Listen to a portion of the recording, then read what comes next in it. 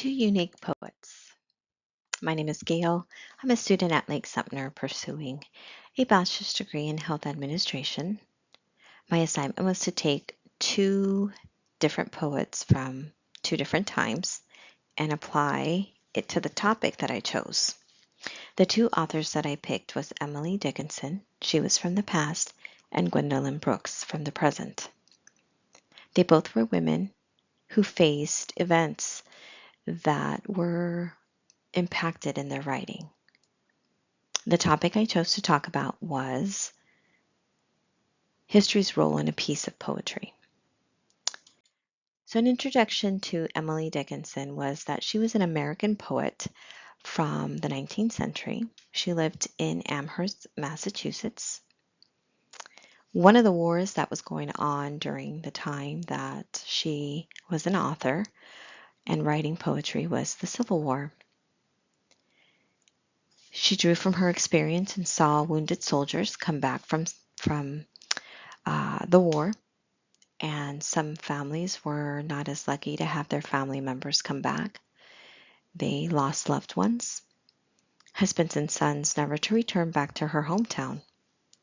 She experienced the traumatic loss of her brother's childhood friend, Fraser Stearns, and also maintained correspondence with friends about the war. Her inspiration comes from the war. A lot of her poems came from the war. But when she was inspired, she was very much quick to draw on any kind of paper available to her, scrap paper or envelopes. She went as far as writing some poems on a chocolate wrapper. And there's a museum that actually displays all of that. But the number 10 is important because out of her poems, 1,800 poems that she wrote, only 10 were published in the newspaper during her lifetime. So what is heartbreaking about Miss Emily Dickinson is that her first edition of poetry is not really published until 4 years after her death. She has been considered one of the most important figures in American poetry. Our next author is Miss Gwendolyn Brooks. She was an American poet from the 20th century that lived in Chicago, Illinois. World War II made a personal impression on her and in her writing. Her brothers were soldiers and often wrote back and forth. She also was very in tune to her neighborhood. She heard a lot of stories from the soldiers through their families and through the letters that they read to her and she also read. She writes about their experiences in her poetry as well.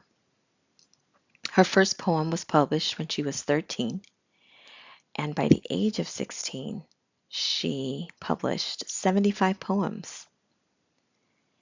The Pulitzer Prize is very important here because she was the first African American poet to win it. She's regarded as one of the most influential poets in the 20th century.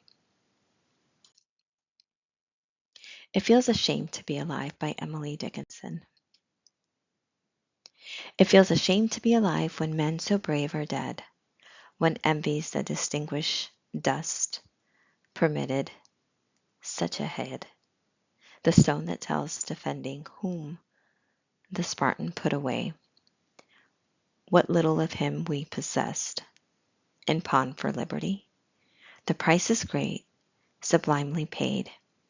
Do we deserve a thing that lives like dollars? Must be piled before we may obtain? Are we that weight sufficient worth that such enormous pearl as life dissolved be for us? And battle's horrid bull? It may be renowned to live. I think the men who die, the unsustained saviors, present divine.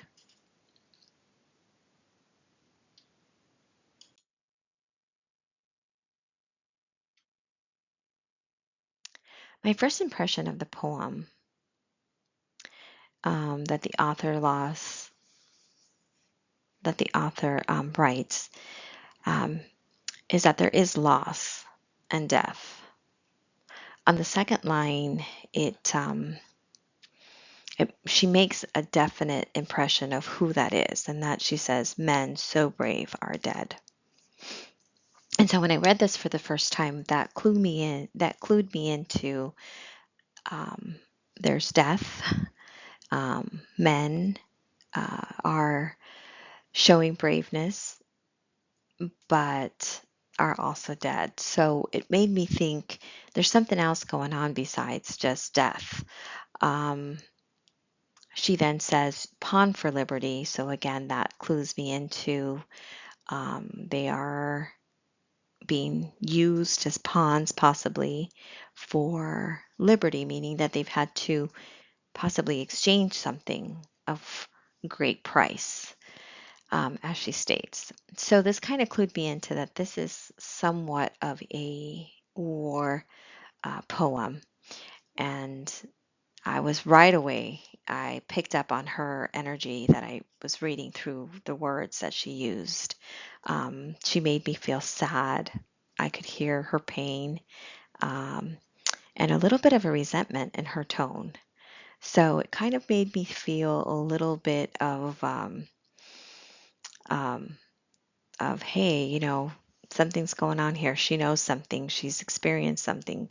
Someone she's known has died. Um, so I feel like this topic was perfect because um, it's kind of a standstill of what she was living at that time. And she put it in perfect words and she put it into this poem that it made time stand still in this history poem that she wrote. So I definitely can see how this topic fits into this poem. Um, yeah. The next poem that I picked from Gwendolyn Brooks is called The Sonnet Ballad. The Sonnet Ballad. Oh, mother, mother, where is happiness? They took my lover's tallness off to war, left me lamenting. Now I cannot guess what I can use an empty heart cup for. He won't be coming back here any more. Some day the war will end, but oh, I knew when he went walking grandly out that door that my sweet love would have to be untrue, would have to be untrue, would have to court coquettish death, whose impudent and strange, possessive arms and beauty of a sort can make a hard man hesitate and change. And he will be the one to stammer, yes. Oh, mother, mother, where is happiness?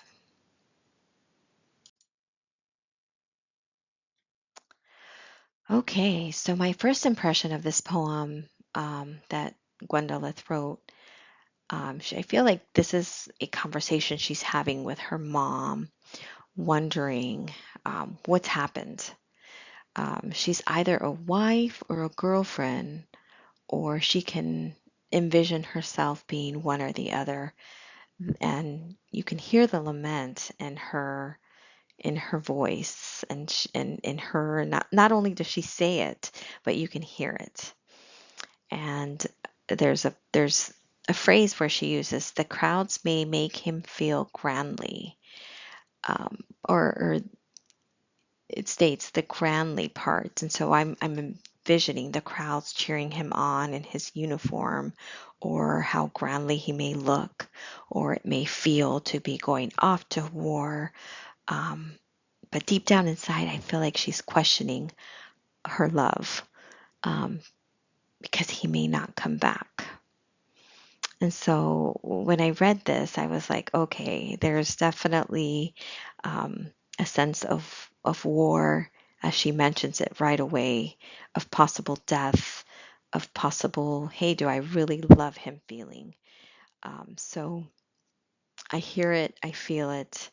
And again, this is another poem that I feel that it puts a stamp on time, where it makes you feel that um, you're experiencing war right through this poem, and it pauses. She places herself right in that role, and it makes me feel like that. It makes me feel like this is a poem that you can envision um, war, and again, it just puts a pause. It fits right into how war has marked this poem for history. So, moving on, I feel that in both of these poems, I can catch right away what the author is trying to relate to. It's death by war, it's possibly maybe surviving war, but a lot of unsureness coming back if you do survive the war. And so my feelings, my opinion, my view doesn't change. That remains the same. So I feel like that was not changed even after I knew about the authors. However, it made me appreciate and be empathetic to why they were writing about this and why these wars were so important to them to communicate through this language of poetry, because they were living it, they were breathing it, they were experiencing it. Either it was Gwendolyn through her brothers or through seeing wives and girlfriends go through the loss, the mourning. Um, and again, Emily with her hometown, seeing soldiers not come back home, mothers never seeing their sons again, and in this case, her friend not seeing her friend again. So I can definitely appreciate that. I could place myself as these words come to life. I could place myself in both of their shoes and understand where they're coming from. So again, my feelings don't change because I was able to see it and hear it from the beginning, but it did help me appreciate them as authors. So that is it. Here's my works cited page, and I really enjoyed learning about both of these women, and I can say I've learned a lot. So thank you for listening to my PowerPoint, and um, that's it. Thanks, everyone.